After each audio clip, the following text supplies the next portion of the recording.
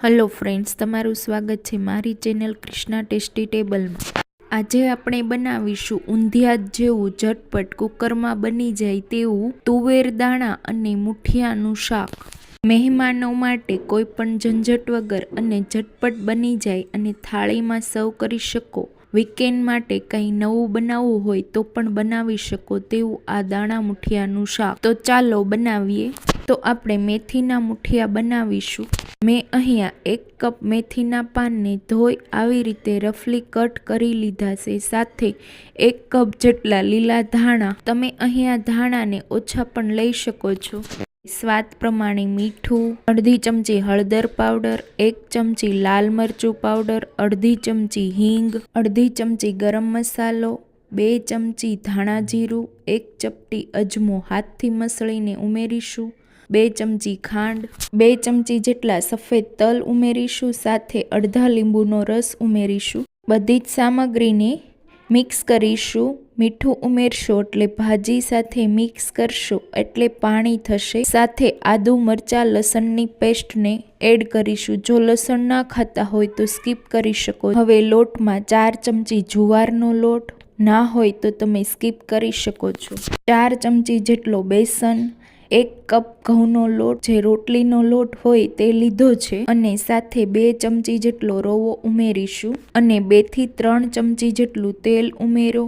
સાથે 1 ચપટી જેટલો ખાવાનો સોડા ઉમેરીશું અને મિક્સ કરીશું। એકદમ સારી રીતે મિક્સ થઈ જાય એટલે તેમાં લગભગ 4 થી 5 ચમચી જેટલું પાણી ઉમેરશો એટલે આવો લોટ બાંધી અને તૈયાર થઈ જશે। આ લોટ બહુ સોફ્ટ પણ નહીં અને બહુ કઠણ પણ નહીં, તેવો આ રીતે તેલવાળો હાથ કરી અને લોટને સારી રીતે મિક્સ કરીશું। તો આ રીતે મુઠિયાનો લોટ બાંધી અને તૈયાર કરવાનો છે। તો હવે તેલવાળો હાથ કરી નાની નાની ગોળીઓ તૈયાર કરવાની। બહુ મોટા મુઠિયા નથી બનાવવાના। આ રીતે રોટલીના બાઈટ સાથે ખાવ તો તમે રોટલીના બાઈટ સાથે આખું મુઠિયું લઈ શકો એવા નાના નાના મુઠિયા વાળીને તૈયાર કરવાના છે। લગભગ એટલા લોટમાંથી 30 થી 40 જેટલા વાળીને તૈયાર કરીશું। તો આ રીતે બધા મુઠિયા વાળીને રેડી કરી લીધા છે। તો હવે તેલ ગરમ કરવા મૂકી દીધું હતું। તેલ એકવાર ગરમ થઈ જાય એટલે ગેસની ફ્લેમને મીડિયમ રાખી જેટલા એકસાથે મુઠિયા આવી જાય તેટલા ઉમેરી દેશું। મુઠિયા ઉમેર્યા બાદ હવે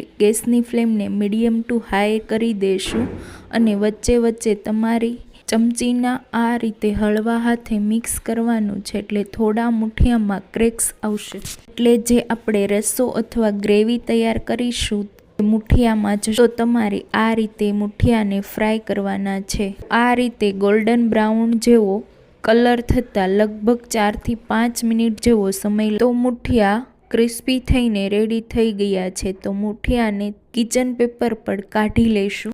એ જ રીતે બીજા બધા મુઠિયાને તળી લેશું તો ખાવામાં પણ ટેસ્ટી એવા લાગે છે। આ મુઠિયાને એકવાર બનાવીને 1 વીક સુધી ફ્રીઝમાં સ્ટોર કરી શકો છો। જ્યારે પણ તમારે શાક બનાવવું હોય ત્યારે તે બહુ સરળ પડે છે। તો આ રીતે મુઠિયા બનીને તૈયાર છે। હવે શાકના વઘાર માટે મુઠિયા તળ્યા હોય તે જ તેલ વાપરશો તો શાકનો ટેસ્ટ બહુ જ સારો આવશે। તો પ્રેશર કુકરમાં 3 થી 4 ચમચી જેટલું તેલ ગરમ કર્યું છે, તેમાં 2 સૂકા લાલ મરચા અને 1 તમાલપત્ર એડ કરીશું અને હવે અહીંયા 1 કપથી થોડા ઉપર લીલી મેથીના પાન ઉમેરીશું। તો લીલી મેથીના પાનને કટ નથી કરવાના, તો આ રીતે ધોઈને ઉમેરવાના છે। મેથીના કુમળા કુમળા ડાળખા હોય તો આ રીતે છૂટા પાડી અને ધોઈ નિતારી ઉમેરી દેવાના છે। તો મેથીને 3 મિનિટ જેવું હાઈ ફ્લેમ પર સાતળી લેશું। આ રીતે સાતળવાથી મેથીના પાન ક્રિસ્પી થઈ જશે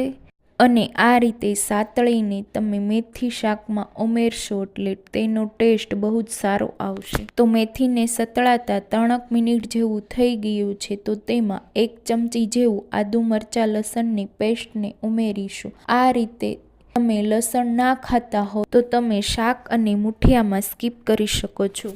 માત્ર તમારે આદુ મરચાંની પેસ્ટને જ વાપરવાની, તો તમે આદુ મરચાંની પેસ્ટને પણ સાતળી લેશું। અહીંયા તીખાશ માટે મેં મરચાં વાપરી રહી છું, કલર માટે કાશ્મીરી લાલ મરચું વાપરીશ। 2 મિનિટ જેવું આદુ મરચાંની પેસ્ટને સ્લો ટુ મીડિયમ ફ્લેમ પર સાતળી લીધું છે. તો હવે ટમેટાને આ રીતે ઝીણું કટ કરીને ઉમેરી દેશું. સાથે અત્યારે અડધી ચમચી જેટલું મીઠું ઉમેર્યું છે. પછી પાછળથી થોડું ગ્રેવી પ્રમાણે એડજસ્ટ કરીશું.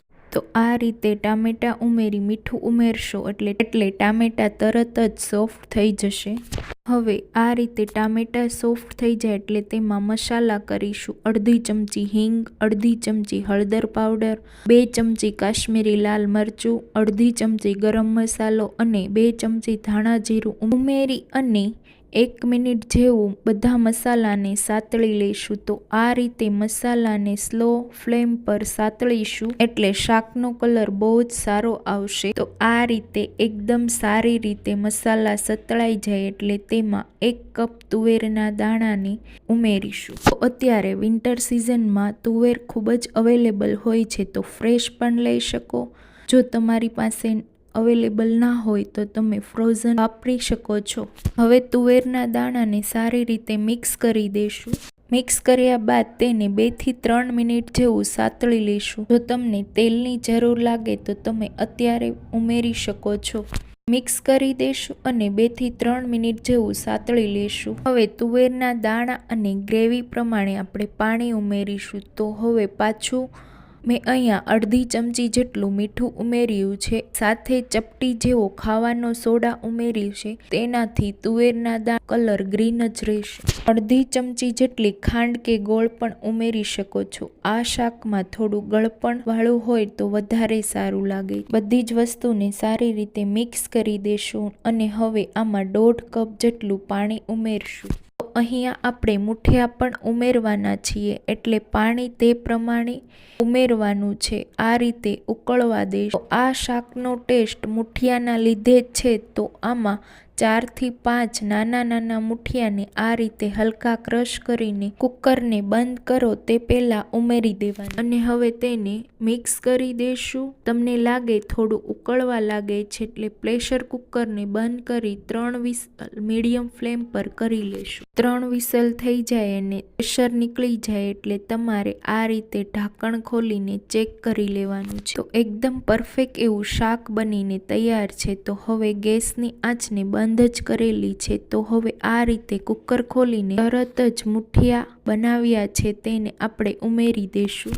તો આ મુઠિયાને તમે ખાવામાં પણ રાખી શકો છો. તો રસો જે રીતે કર્યો છે એ રીતે મુઠિયા બધા જ આવી જશે. તો મુઠિયાને ઉમેરીને મિક્સ કરીશું. ગરમ રસો હશે એટલે મુઠિયા તરત જ સોફ્ટ થઈ જશે. તમારે લગભગ 3 થી 4 મિનિટ આમ જ રાખવાનું. પછી તમારું શાક સર્વ કરવા માટે તૈયાર છે.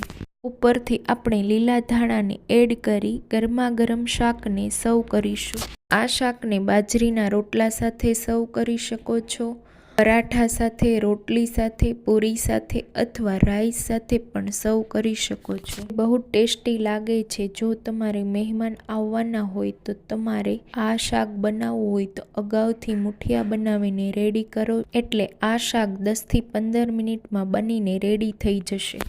તો આ શાકને મેં પરાઠા સાથે સર્વ કર્યું છે. જો તમને આ શિયાળાની મારી રેસીપી ફોલો કરી દાણા મુઠિયાનું શાક જરૂર બનાવજો અને તમારા બધા જ ગ્રુપમાં મારા વિડીયોને શેર કરજો. આવા જ નવા વિડીયો જોવા માટે મારી ચેનલને લાઇક, શેર અને સબસ્ક્રાઈબ કરો.